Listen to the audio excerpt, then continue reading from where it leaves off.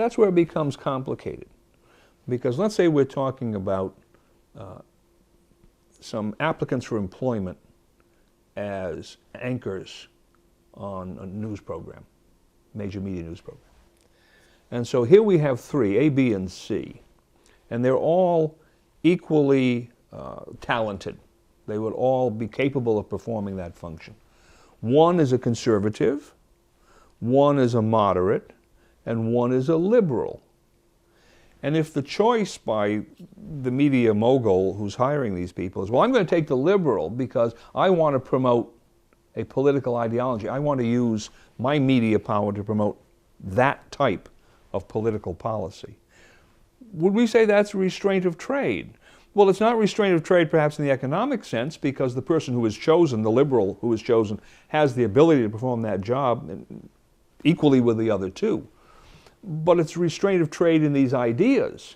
And if you think of the media as having some kind of duty to the public, to provide a broad spectrum of political ideas, some kind of political diversity, you'd say, well, yes, this is a kind of restraint of trade. The press, if you will, freedom of the press in the sense of the First Amendment, the media taking that position, being the surrogate, as it were, for the concept of the press today, it's not really performing its function.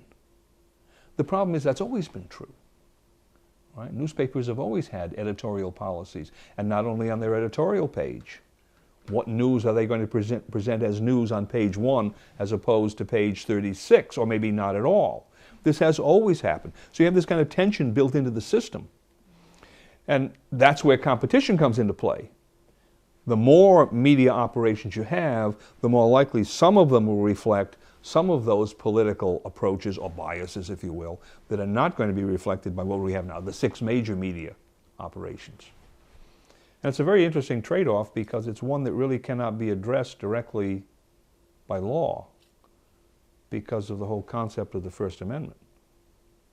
We may be able to address it by antitrust laws, what was done in the Paramount case, looking at these and saying, well, now what they have accomplished an oligopolistic position in the marketplace. And it's interesting that this oligopolistic position is one that promotes only liberal or only conservative, whatever, only one set of political views. And you might say, well, we don't want that for that reason, but we can't get at it for that reason, but we can get at it through the oligopoly. If we break up the oligopoly, then you'll open up the market to more diverse views. So that's one of those interesting areas where antitrust law really, you could say, yes, it will have definitely a market improvement function.